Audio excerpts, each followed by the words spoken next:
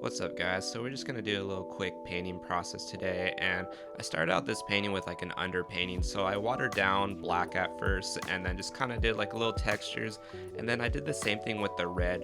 I wanted to keep the background very warm, and then the eyeball dude, I'm gonna keep him very cool. So I kind of did the same thing where I watered down some blue, and I'm just kind of blocking out his like base silhouette.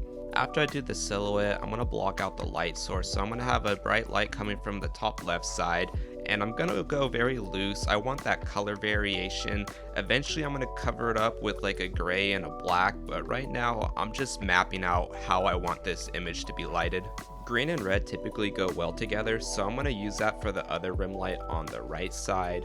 At this point of the painting, I'm just trying to get a general vibe for it, and I really want that color variation to show up from underneath, so I'm going crazy, super saturated with the colors.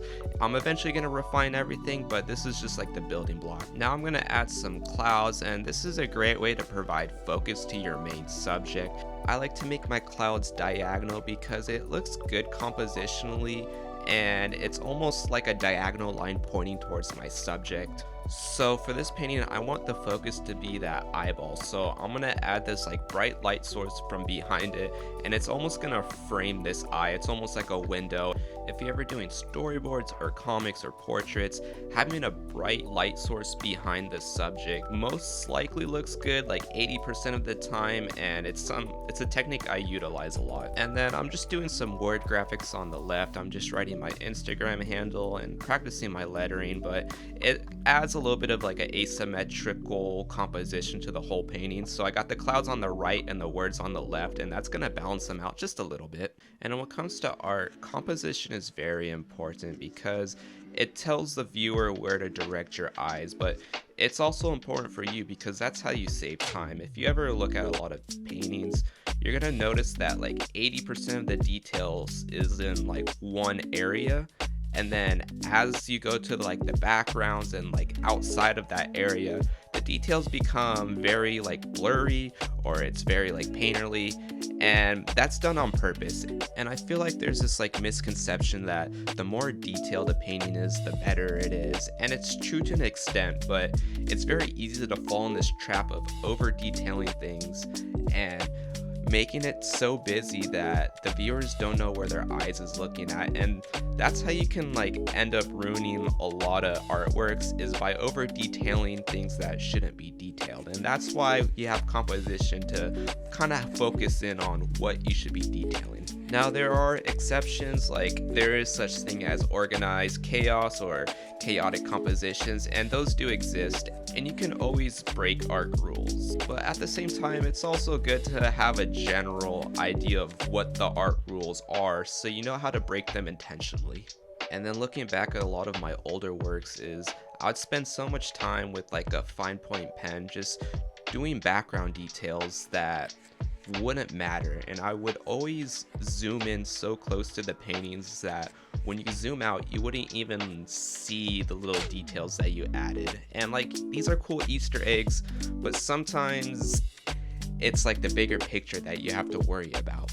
And there's something called implied details, where you have a blotch of colors or you got some hatching, and your mind will make up those missing details. So that's kind of what I had in mind when working on this painting, is I want most of my details to be on that eye, and I just want the words to be rendered out clearly. So now I'm just like adding a little bit more of highlights to the background. I got my rim light on the right side, which is looking pretty good. At this point of the painting, is I like to take a flat brush and just make bright squares around the painting. Just kind of just gives it a little bit of a texture and makes it look a little bit more loose. Now, depending on how I want my painting to go, sometimes I like to take white and just outline my characters and words, and this helps make it pop out from the background. It adds a little bit of contrast. By no means is it realistic, but it kind of gives it that like magazine cutout look, and or like a sticker look, and I like to utilize this on like my goofy characters because it just helps them pop out a little bit. Now at this point of the painting, this is where it kind of gets fun. I like to cover up my details with like bright blotches of like either white or like this aqua teal, and by no means is it realistic, but it gives it this stylized look, and it makes the painting overall look a lot more whimsical.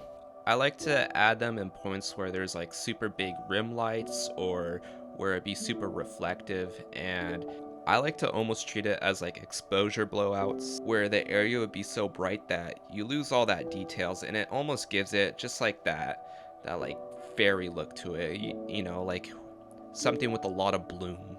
So after I add all these like weird blowouts and squiggles, I like to finish my painting with going back with my black and just carving out all the shadow details again, and it gives it a little bit more crispness. I mainly focused this step on the letters and the eyes. I wanted to keep his jacket a little bit more vague, so I didn't really go back into outlining details on the jacket as much compared to like the letters. At this point of the painting, I'm pretty happy. I like how rough and loose it is, so I'm gonna call it good here.